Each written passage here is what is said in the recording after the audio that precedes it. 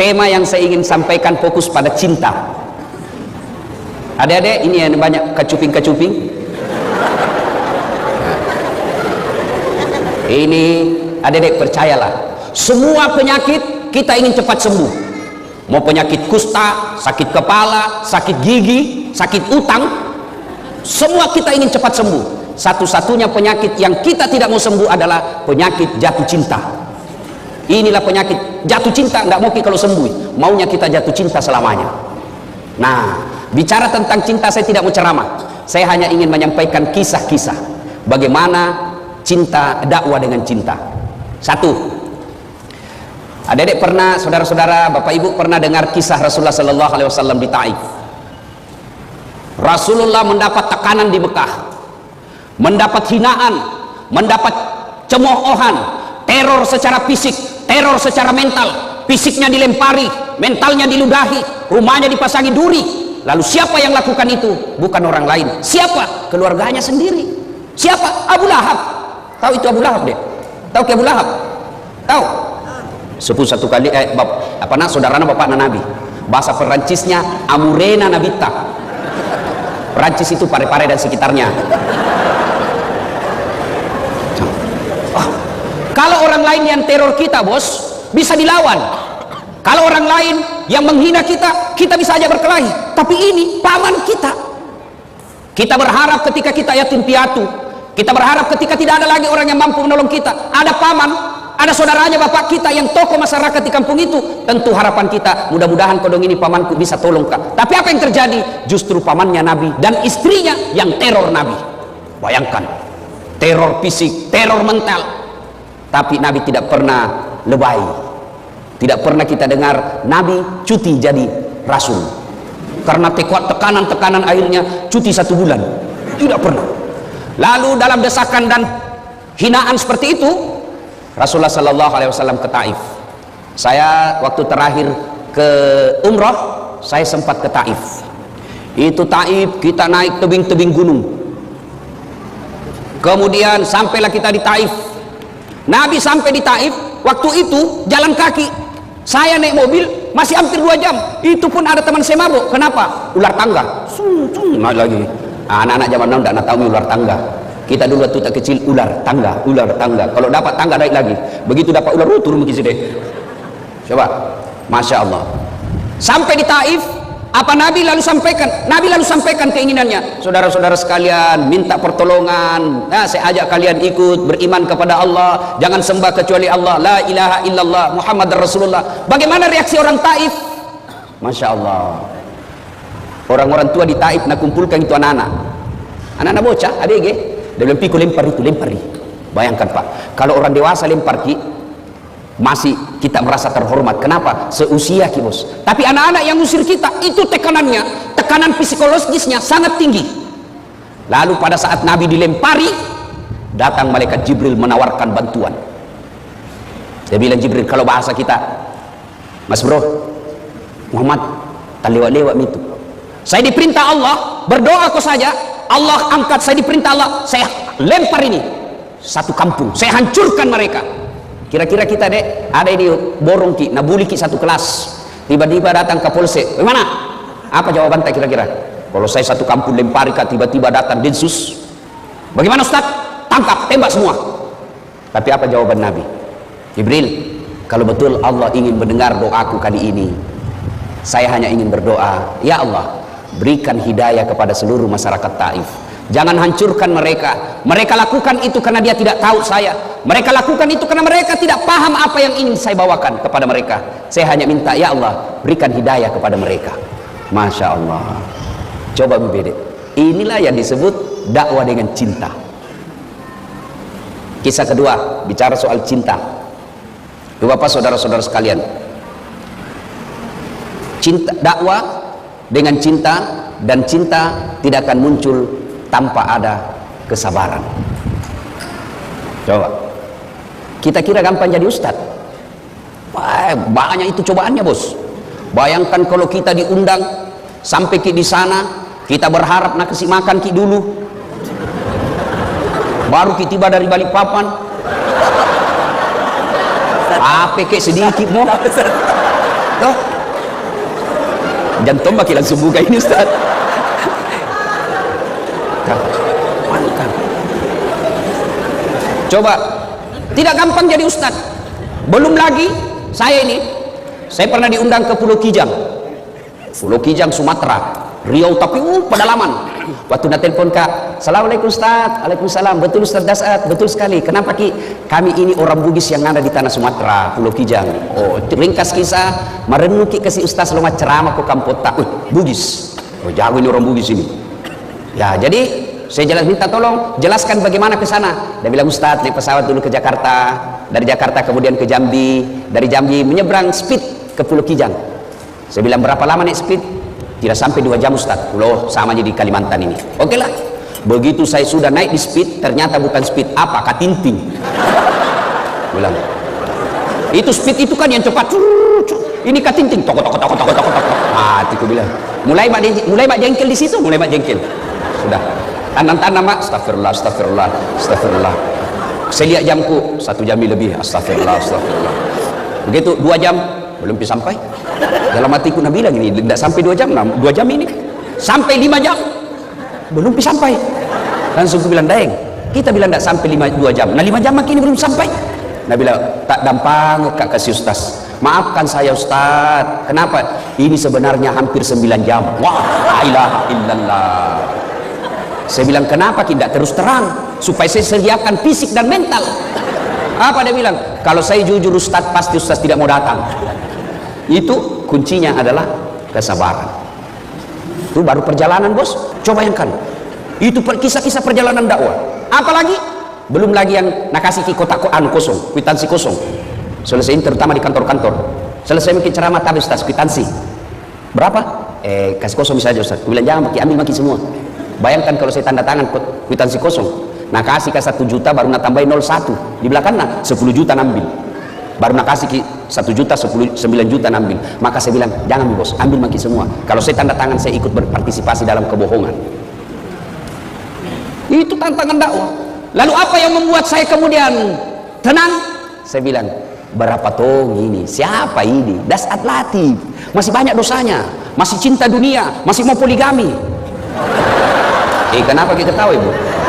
Daripada saya bilang tidak baru dalam hatiku iya. Munafik namanya, mau tapi tidak berani. Itu jadi masalah, berani apa enggak? Itu jadi masalah bos. Balik-balik bapak kalau tidak mau poligami sini. Kita masih cinta dunia, masih banyak dosa, masih ngejar-ngejar, ya sudahlah. Berapa tong? Kena kita ujian-ujian dakwah, resepnya sabar. Rasulullah sallallahu alaihi wasallam. Masya Allah. Dulu waktu saya kecil ada buku yang selalu saya baca, Kisah Berhikmah. Kita ambil hikmah dari kisah itu.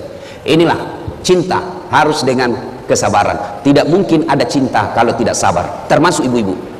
Kalau tidak sabar kita menghadapi suami kita, jatuh itu cinta. Nah, mau kita bicara tentang cinta yang hebat, Masya Allah. Ada seorang wanita, nah, kembali lagi. Ini saya baca kisahnya ternyata didaifkan hadisnya. Siapa dia? Ayub alaihissalam. Ayub alaihissalam. Itu Ayub alaihissalam, adik-adik sekalian, luar biasa, alim, taat beribadah. Allah kelimpahkan beberapa rezeki kepada Ayub alaihissalam. Tapi hebatnya Ayub alaihissalam, kaya dermawan, kaya sogi malabo. Yang banyak di Indonesia, kaya pelit, kaya seke, kikirigala paku jambatang. Pelit, bakil. Tahu orang di kampungku bilang kikiri galang, paku jambatan. Apa artinya kikiri galang? Kikiri itu galang, tidak mau makan. Paku jambatan basi paku, tidak mau mengpan. Itu orang pelit. Duduk makin sama-sama berharap karena dia kaya nak traktir ki, tidak tahu. Langsung saja, habis tas pulang dulu. Dalam hatiku, tidak tahu nak bayar kanga ini. Coba, itu orang kikir. Ini Ayub alaihissalam kaya dermawan. Lalu seluruh malaikat memujinya. Luar biasa Ayub alaihissalam. Malaikat ikut memujinya. Satu makhluk Allah yang cemburu. Siapa? Iblis laknatullah alaih. Nabi bilang Iblis, tunggu dulu Tuhan. Dia begitu Ayub, baik agamanya, taat beribadah, dermawan, karena dia kaya. Coba kalau dia miskin. Tidak begitu. Allah berfirman, saya lebih tahu dari kau Iblis. Dia bilang tidak memang toh. Iblis dia bilang kalau begitu Tuhan, kasih saya kesempatan menggoda ini Ayub. Allah kemudian silakan, siap. Akhirnya apa? Ayub alaihissalam terbakar seluruh hartanya, kebun-kebunnya musnah, binatang-binatang ternaknya mati karena penyakit.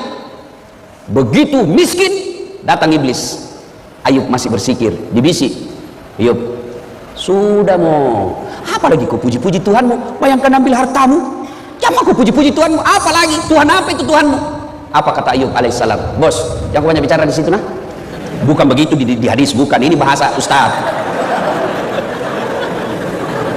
supaya enak didengar, bos. Tuh, bayangkan kalau lapar baru serius sekali, tambah lapar orang. Tuh. Nah. Makan dulu baik. Akhirnya apa? Apa kata Ayub? Dengar baik-baik deh, dengar baik-baik Bu. Alhamdulillah, sempat kaya, sempat punya kebun, sempat punya binatang ternak. Banyaknya orang kodong sampai sekarang tidak ada kebunnya, tidak ada ternaknya. Ini harta titipan Allah. Inna lillahi wa inna ilaihi rajiun. Allah yang kasih saya di dunia, Allah ingin ambil, silakan. Yang penting lebat Tommy. Nabi bilang orang Bugis, taruh meti ke pura moir rede. Oh, Nabi bilang kalau bahasa kita, dia bilang kira-kira kalau bahasa kita ya, apai. Dia bilang itu iblis, apai. Masih mau kok? Hei begitu? Nabi bilang tidak. Itu Ayub begitu karena dia anaknya. Coba kalau tidak ada anaknya, Allah berfirman tidak ada anaknya atau tidak, dia taat. Akhirnya apa? Wafat lagi anaknya. Datang lagi iblis, bos, sudah itu kau sembah Tuhan. Bayangkan, dari ada hartamu nambil mi, sekarang anakmu lagi nambil, sudah mi. Apa kata Ayub alaihissalam? Jangan kau hanya bicara di situ deh, bosan kuliah kok.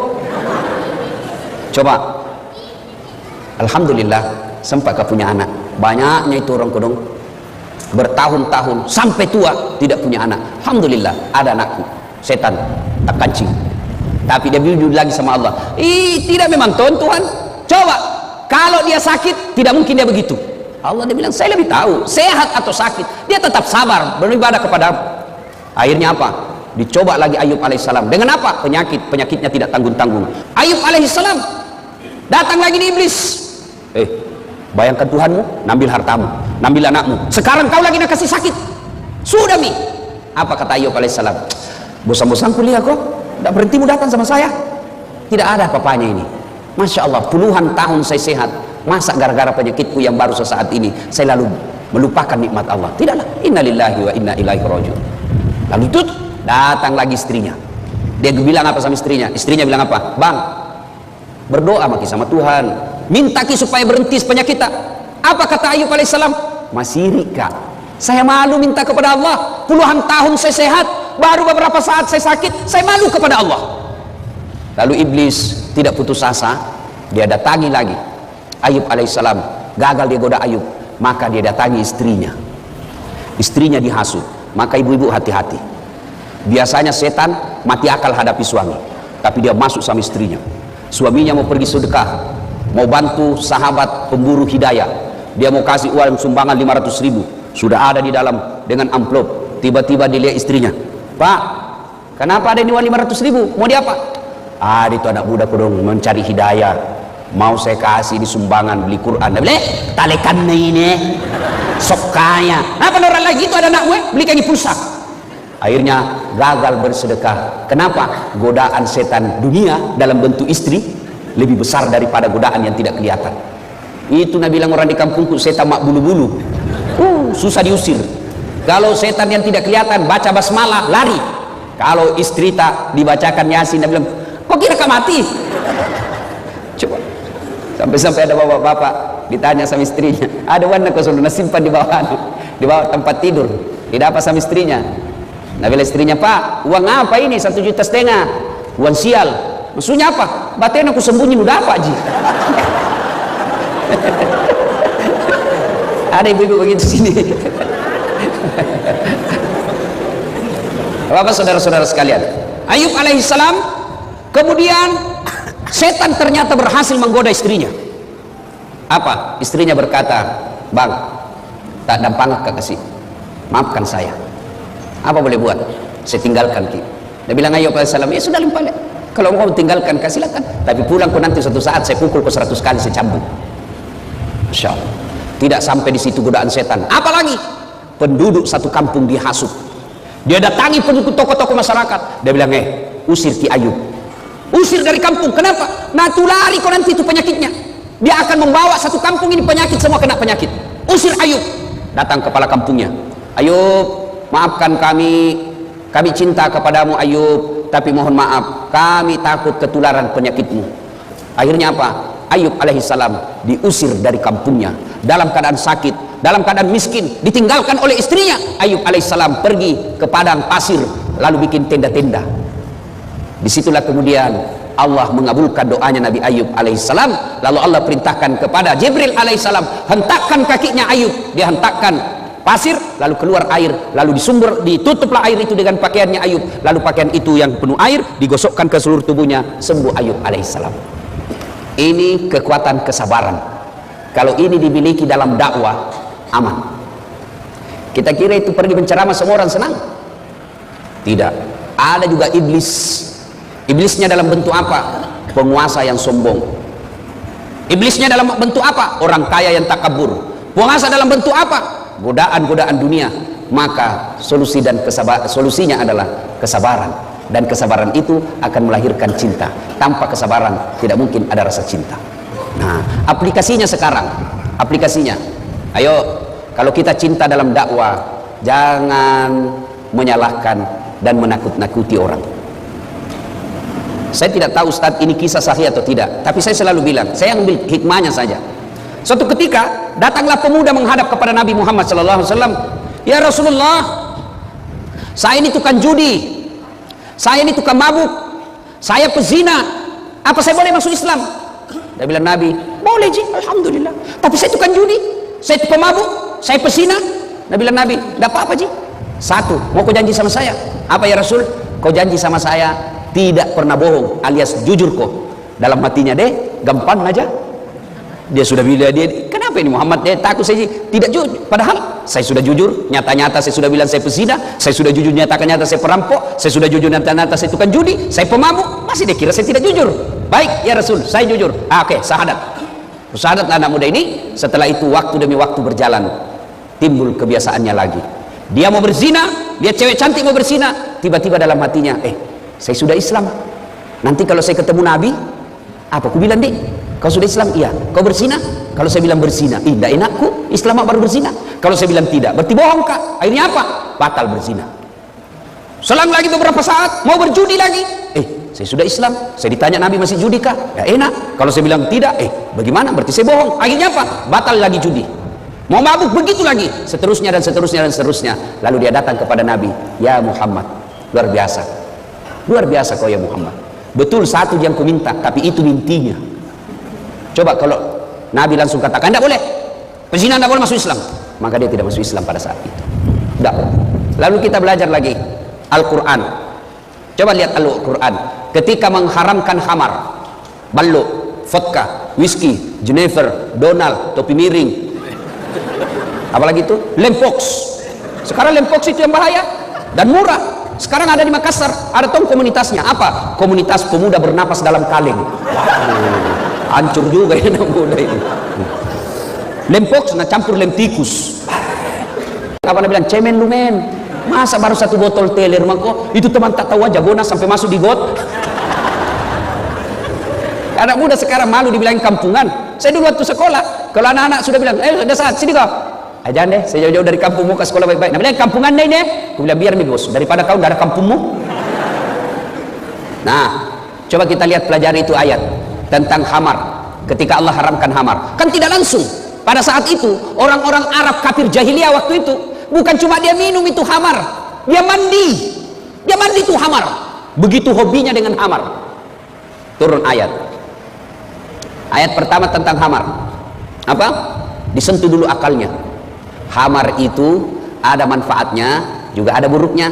Tapi ketahuilah keburukannya jauh lebih besar daripada kebaikannya. Ini peringatan bagi orang-orang yang berpikir.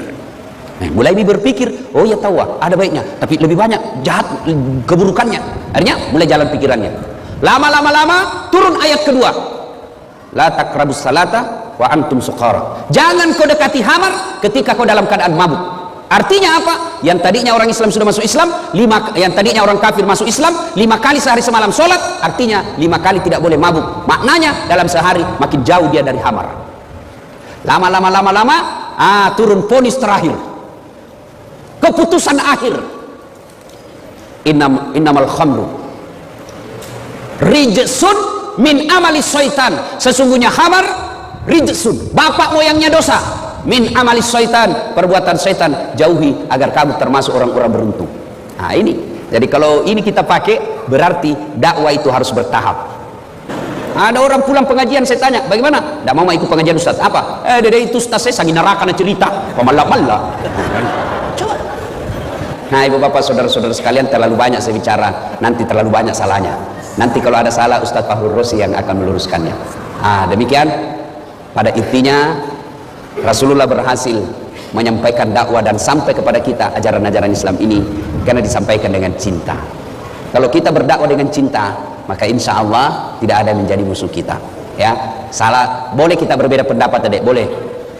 Saya itu sepanjang perjalanan jadi dai, saya tidak senang membahas masalah khilafiyah, ikhtilaf, perbedaan pendapat ulama. Saya tidak senang. Lebih baik saya senang bahas itu bagaimana itu anak muda mau datang di masjid berjamaah, bagaimana itu orang kaya mau bangun masjid, bagaimana ibu-ibu ini diajari anaknya pakai aurat, tutup aurat. Soal bagaimana Nabi dakwah takbir, saya tidak terlalu tertarik. Ada yang begini Ustaz, ada yang begini Ustaz, ada yang begini. Mana cocok semua, yang mana tidak cocok, yang tidak angkat tangannya. Begitu saja ya. Saya dalam ini boleh kita berbeda, boleh. Saya dalam mazhab dakwah saya, metode dakwah saya tidak terlalu tertarik membahas yang begitu-begitu. Saya lebih senang membahas bagaimana orang-orang ini mau datang ke masjid, mau bersedekah, mau menghindari gosip, ya. Sekira itu. Demikian Bapak saudara-saudara sekalian, mohon maaf yang sedalam-dalamnya jika ada kata dan kalimat yang tidak berkenan.